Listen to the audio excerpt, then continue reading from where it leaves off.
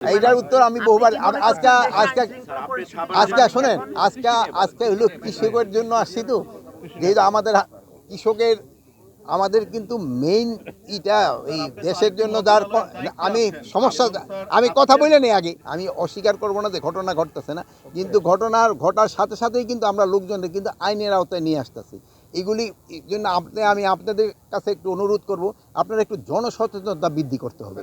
এইটার উত্তর আমি বহুবার আজকে আজকে আজকে শোনেন আজকে হলো কৃষকের জন্য আসছি তো, যেহেতু আমাদের কৃষকের আমাদের কিন্তু মেইন এটা এই দেশের জন্য যার আমি সমস্যা আমি কথা বলে নেই আগে, কৃষকই কিন্তু আমাদের এই ইটাকে মানে যাদের কন্ট্রিবিউশন আমি বলতে দেশের জন্য সবচেয়ে বেশি কিন্তু আমাদের কৃষকের।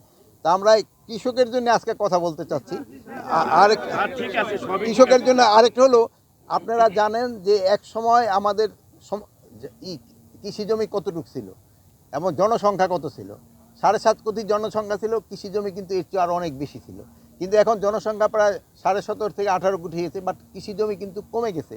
তারপরেও কিন্তু কৃষকরা একটা ভালো উৎপাদন করে আমাদের কিন্তু মোটামুটি একটা স্যাটিসফ্যাক্টরি লেভেলে সবাই রাখে। এই এলাকায় শুধু এইটা না যে এটা এলাকা যে বলে শিল্প এলাকা, এই জন্য ধরেন যে এটা অনেক দিন যাবৎ কেটে শিল্পেরও একটা কিন্তু অনেক সমস্যা ছিল এখানে। গার্মেন্টস নিয়ে কিন্তু অনেক বড় একটা সমস্যা কিন্তু আমরা ফেস করছি।